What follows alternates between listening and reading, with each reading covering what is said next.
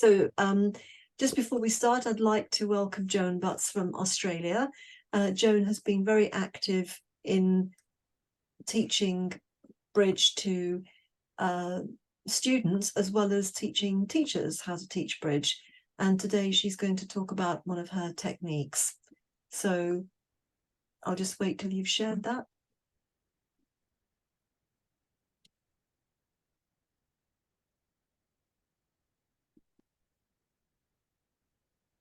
Okay, so thank you very much, Joan Butts from Australia. Over to you.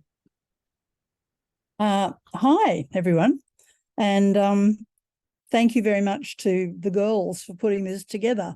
It is truly extraordinary what we can gain from this. I've listened to Tracy. I am overwhelmed at what she's said. And I have my own YouTube channel, which, if you're interested, it grows each week, but I don't share it the way Tracy is suggesting, but I certainly am after this talk. So I'm not going to talk much about me, except that it's relevant to what I want to say. And what's relevant is that I've spent many years in Australia training teachers and teaching many, many students at all levels. And the Australian Bridge Federation, about 10 years ago, put quite a lot of money behind my developing an accreditation program that was bigger and wider than most programs that teachers have. And it was great. They didn't want any teacher to pay anything. They wanted to put the money in themselves. And so starting with a program that I was given by Audrey Grant and very proudly used the American program as a beginning, that was the first step. And I created an accreditation program by which people accumulated points. And when they had enough points, they would be accredited. There were flaws to the system, and I might have a chance of talking about it later. But in general, I got to know, either flying all over Australia and talking to people in different states, because as you know, Australia is a very wide area and country. And when we weren't able to talk anymore with the lockdowns, we all went.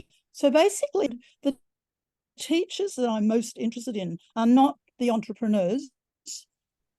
They are average new teachers who start, and sometimes they are doing the teaching for their club because the club needs someone. And I'm talking about teachers at small clubs, teachers at big clubs.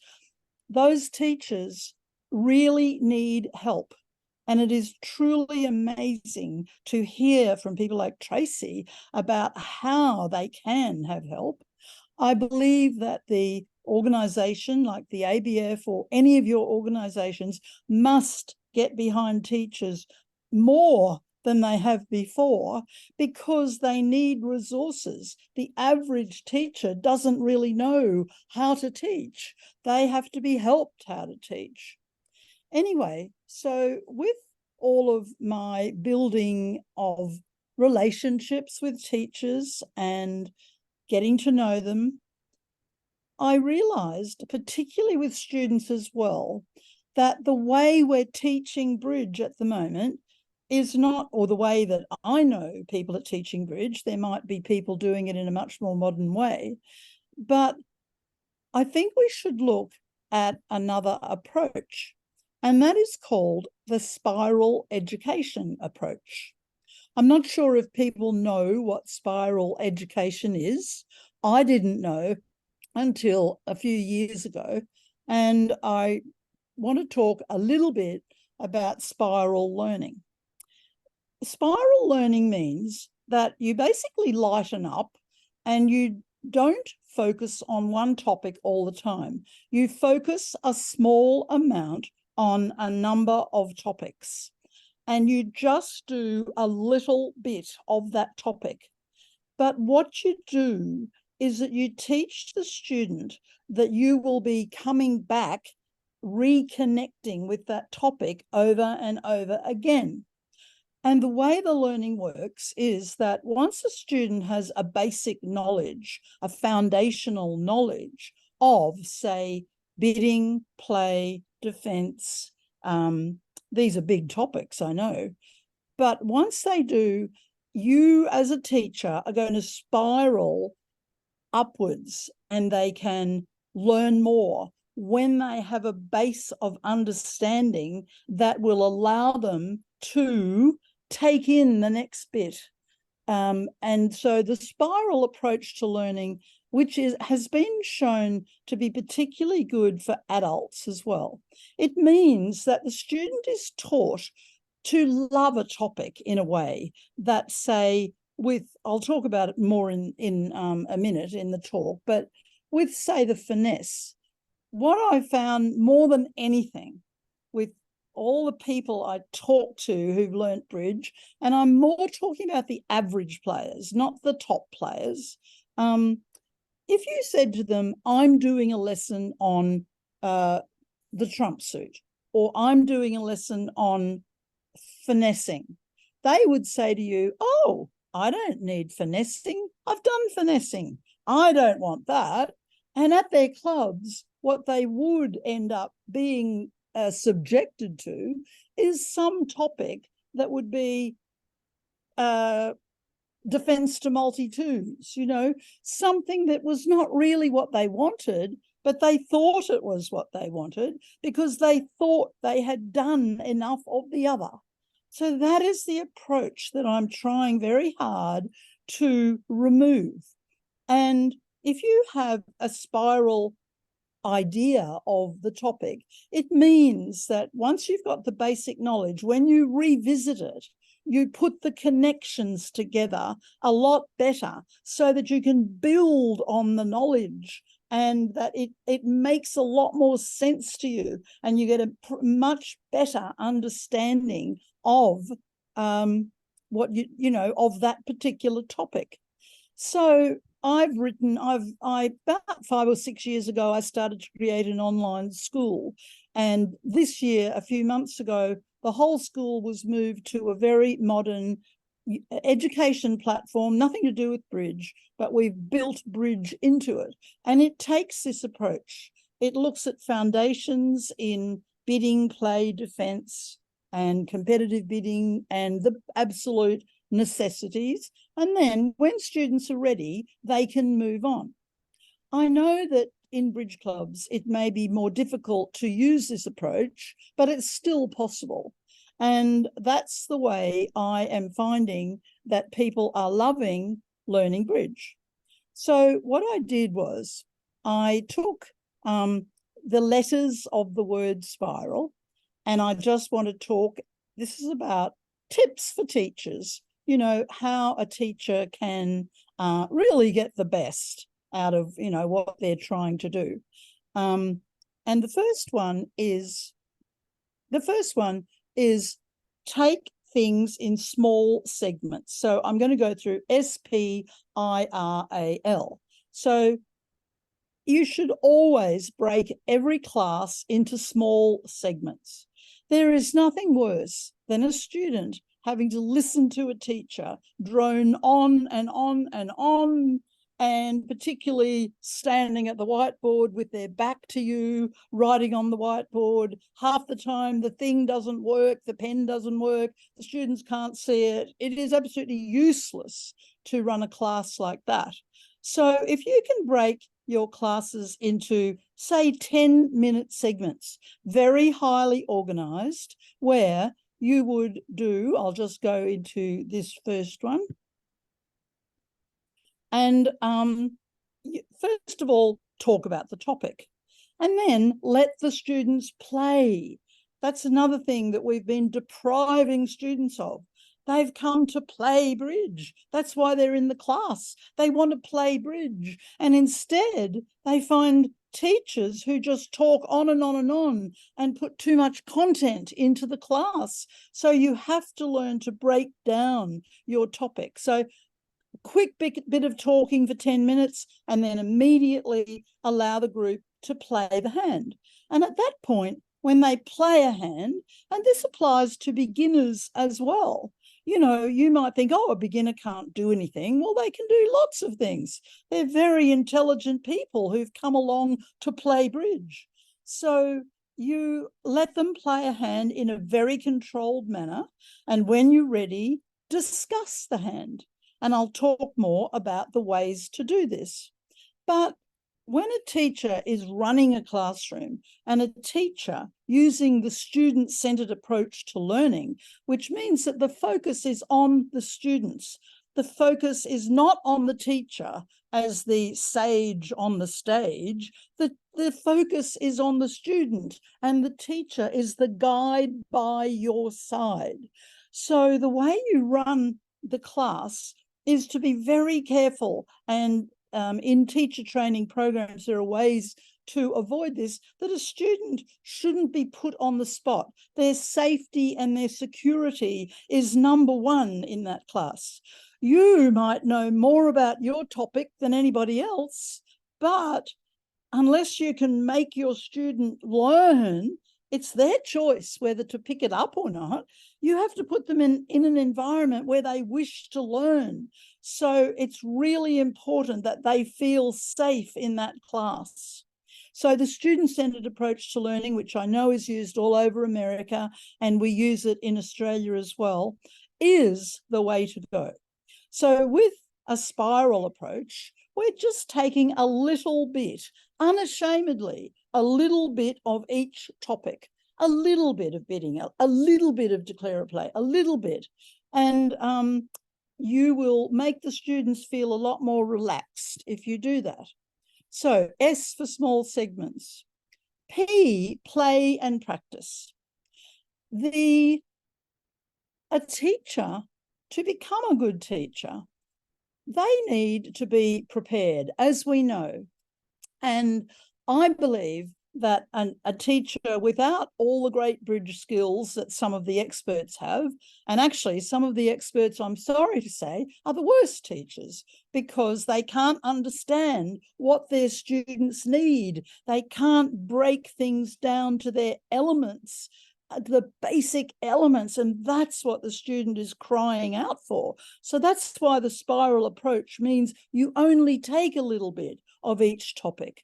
So a person who starts out teaching, we need to train them to believe that they are able to do a wonderful class, but to be prepared, to practice what they're going to do, to know how to control their classroom, to, in every single case, I would say, to add more declare a play to each class, to allow the students to feel the cards, to enjoy the cards, to play the cards. You'll teach them a love of the game if you let them go and have a go at the cards, but you still must be able to control the room, of course.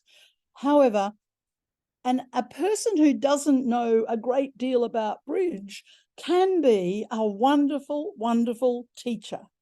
And they need to be prepared for their class every single time. And so that's P for play, more declare a play in every class, and practice your presentation. Practice what you're going to do, know how you're going to do it. But of course, you do need to be very aware of how your class is picking up what you're doing. And if you feel that your class can't manage all of what you're trying to cover, stop, don't do it. You're there to sell bridge to your class. You're a salesman for bridge. You want your class to love bridge. And the first beginner's bridge lesson is the most important. And a teacher is the most important part of a bridge club, because that's where the student sees, that's who they see first, is the teacher. So that first lesson is absolutely vital, that you're selling students a love of bridge. It doesn't matter how many facts you tell them, it's the way you make them feel. So play and practice. And it's wonderful these days that we've got so much on the internet that we as teachers can be together, hear about what each other's doing, as in a conference like this, because interactive learning is the way to go, particularly in a spiral education environment. Interactive learning is the opposite of passive learning. So interactive learning means that there needs to be, obviously, interaction between the teacher and the student. But the teacher should really be the mechanical controller of the room, letting the students work out their own thing at their own table. Secondly, interaction between students and peers.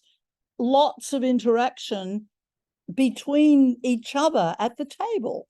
For example, when they discuss a hand, let the students go. Let them ask questions if they want to. Go carefully through every hand, card by card, and get them to talk about what they think of the hand. Students have got very interesting comments about bridge. They don't have to know a lot about bridge to be very interesting people. So it's wonderful these days that we've got such great online resources to encourage active, not passive learning. And we've done a sort of research based on my online School of Bridge where teachers have used it with their students. And they've said that there's no doubt that when a student can go home and practice the hands privately at their own pace online on a site, you can do that on RealBridge as well, but I've built a program into my site of hands with robots where they can practice over and over again. They're the students that will get it, and they're the students which will move ahead faster. So the last comment is interactive learning, of course, means engaging and energizing your students. There are methods that we can do that. And one of the best methods is not by thinking you have to have the class sitting quietly all the time. You just, with your segments, you just do a little bit, then hand it over to your class. And then when the teacher needs to get control back, that's an important time. You don't want students talking then, but let the students go a bit. Let them enjoy the class. Let them talk to each other. Let them do things. Let them put their hands up. Let them, there's one great teaching technique I learned from the American teachers, and it helps energy and interaction hugely, and that is by doing what's called transitions. Transitions are where you simply put a hand on the table and you ask the students to change the cards so that you get a different hand. And then you say to the students, well, what would you do with this hand?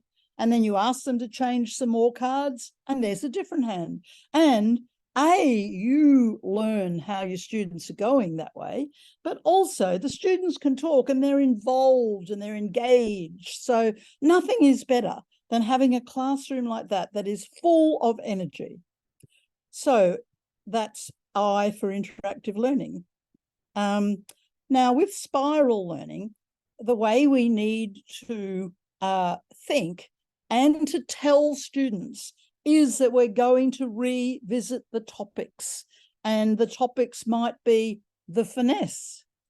So in a first class, just teach the most basic form of the finesse. And I've asked many students, what is a finesse?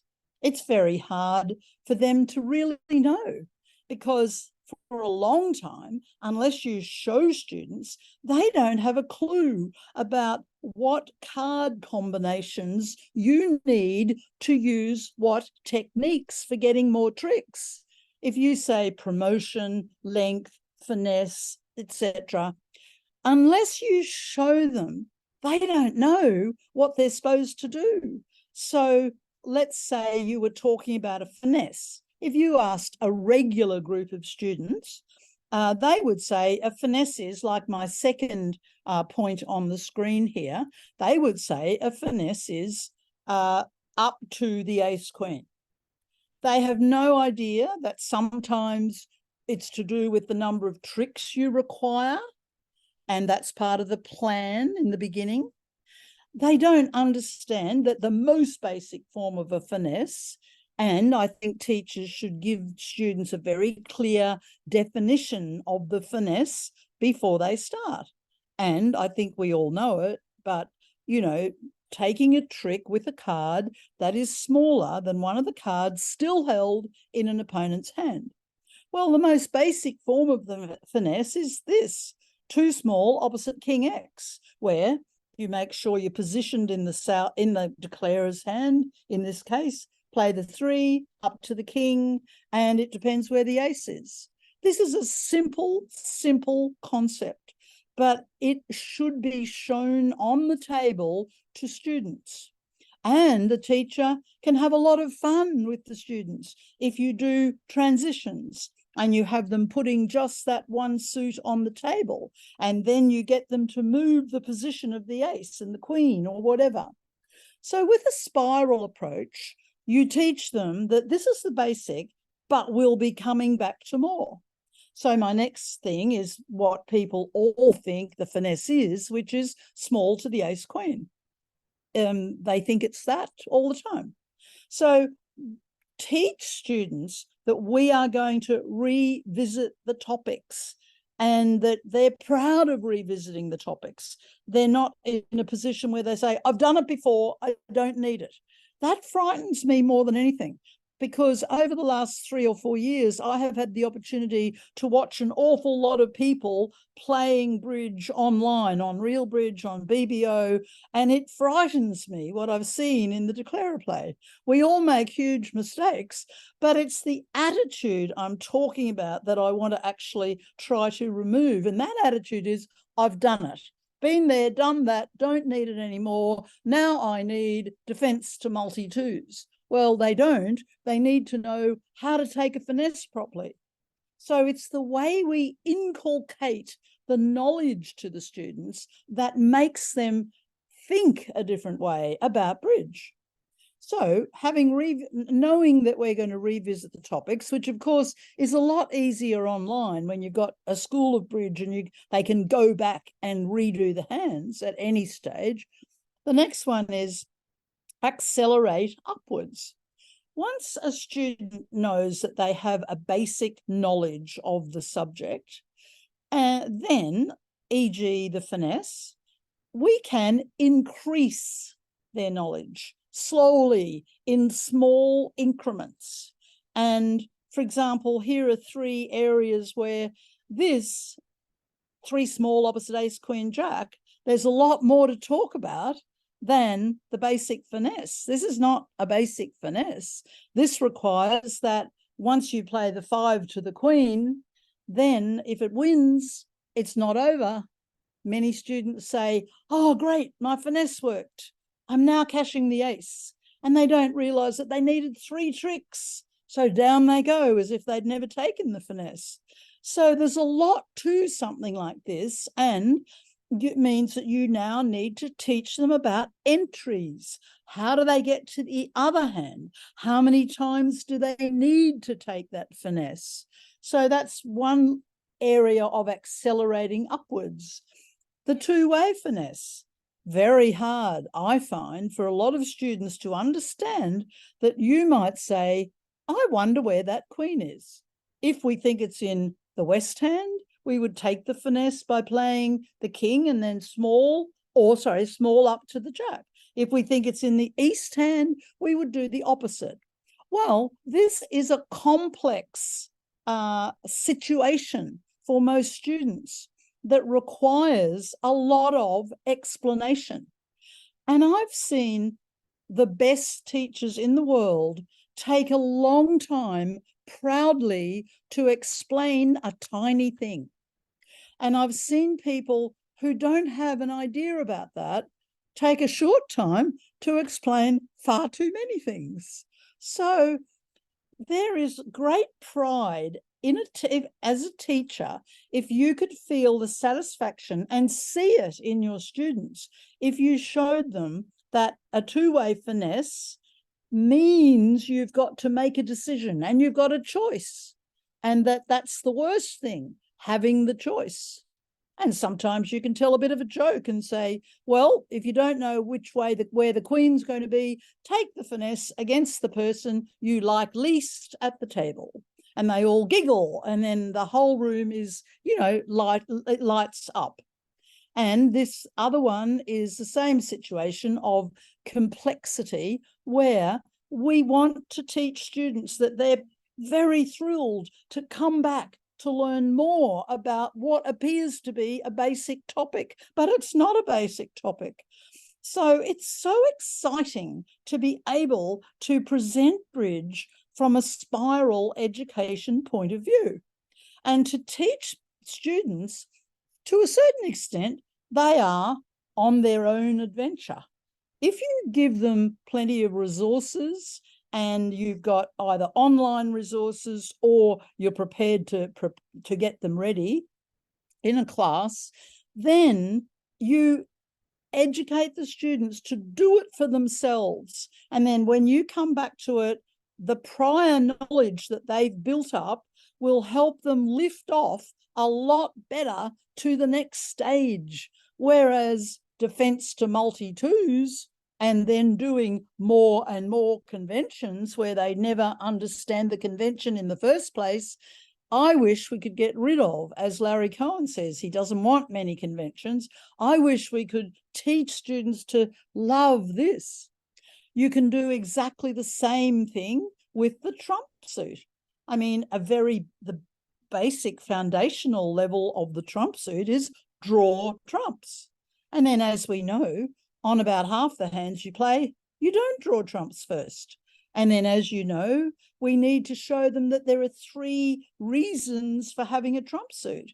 One of them is this is one of the hardest points that I find to get across, is actually not drawing trumps, but trumping in the shorthand. And also using trumps as entries. And also, I could go on and on and on, but I've only got a few minutes. Also, establishing a side suit by trumping it out. How exciting is that? What a wonderful world is the trump suit. We can do this in declare a play, we can do it in defense, we can do it in bidding. In defense, let's just imagine you're teaching a new student the foundations of making an opening lead, and you're weirdly telling, if I actually think that's a bit cruel for students in a way. They've got the king, they want to play the king, and you're telling them to lead the 2. Well, you need to explain, why is this? And what is the technique that they're trying to develop with their partner? And that the technique of length is exactly the same technique. The defenders are doing the same thing as declarer. They're trying to get extra tricks through length. So the first visit to opening leads is just a basic one. But then later, spiral upwards and talk about, what does the 2 mean? How many cards have they got when they lead the 2? So there are endless ways. In Bridge, I think Bridge lends itself so beautifully to a spiral approach to learning. And with say bidding, you could do it with bidding too, particularly in something like 1 heart past 2 clubs, when the responder bids their own suit. Boy, how complex is that? I mean, we've got the whole 2-over-1 game force. But for a new player, you certainly don't want to tell them too much, except you need a good hand to do it. So then later spiral up at the next level, the intermediate level, and look at responders' bids and then rebids. You can go on and on and on about it, but it needs to be structured along an approach where you're not taking too much at a time, and you are introducing more sophistication each time you do it.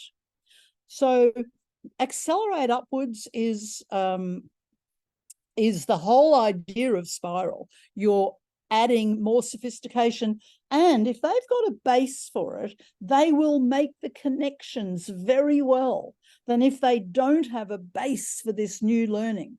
So I know I've said that a lot, but I'm rather passionate about it. And the final thing is less is more. There is no doubt that teachers, I don't know whether we're still doing it, but are teaching too much. They're doing, in their enthusiasm and their desire to have the students, you know, have this knowledge, they overload the classes. They've got too much bidding. There's far too much emphasis on bidding in the world of bridge. I think throw half of it out and focus on the excitement of play and defense. So lighten up, make your students laugh a bit, take stuff out of your class if you find that the students are not managing. And as soon as a teacher prepares a class, be prepared to do about half the class. Teachers think they're not doing a good job if they don't overload the class with information. Well, they're doing a bad job when they do overload the class with information. So it's all about dealing with your student and making them love bridge. And someone told me this. I don't know if it's true or not, but I'm going to tell you. And there was a story about Groucho Marx. If we have a lot of young people in the audience, I don't know if you'll remember that, but the Marx brothers used to play bridge. Groucho Marx went to a first bridge lesson. He walked into his bridge lesson. He sat down, he took his hat off, and the teacher said, hello, class. I'm going to tell you about bridge. Bridge is a card game for 4 people sitting at a table in 2 partnerships. At that stage, Groucho stood up again, put his hat on, and went to the door. And the teacher said, what are you doing, Mr. Marx? What are you doing? I've just started. And he said, that's fine, thanks. I've had my lesson. I can only take 1 fact at a time. So on that note, there's just one more thing I'd like to say. And I thank you very much for listening to me. And I have a website which Shireen knows and has advertised for me, which follows that sort of approach. But I want to say how marvelous teachers are in general, particularly the little teachers who are trying so hard to get the message across. And we must help them so much. But the world's best coach, a Canadian, you'd all know him, died recently, and he was maybe the undisputed best coach in the world of bridge and had been for many years. Anyway, he, when they wrote it up on Bridge Winners, I have never seen so many wonderful comments about that man. And the one that I took home and I'll never forget as well is this: a teacher is like a candle. It extinguishes itself while lighting the way for others. So thank you very much, everyone. And if you've got any questions, I'm ready to answer. Okay, thanks, Joan. That was fabulous. And your passion really comes across very clearly. I think people seem to have been having a discussion in the chat on social media and arguing about which platforms are most popular among teenagers at the moment. So I may have missed some questions, but I mean, I think your presentation was really clear about your top tips. One question was that what would you say is most challenging and how do you overcome it? But if you could be brief, because we have overrun a bit in time. Oh, have we? Oh, sorry. What was the question? What do you personally find most challenging and how do you overcome it? About teaching? Yeah. I think making a student as passionate as I am about bridge really is engendering the love of bridge and wanting them to love the game as we do, and what we've got to do to be able to do that. That's what I would say. Yeah. Well, certainly your passion is very infectious, and there's lots of nice comments coming in and people have really loved your talk. So thanks very much. That was thank you. Really so great. That's the Australian scene. So thanks a lot.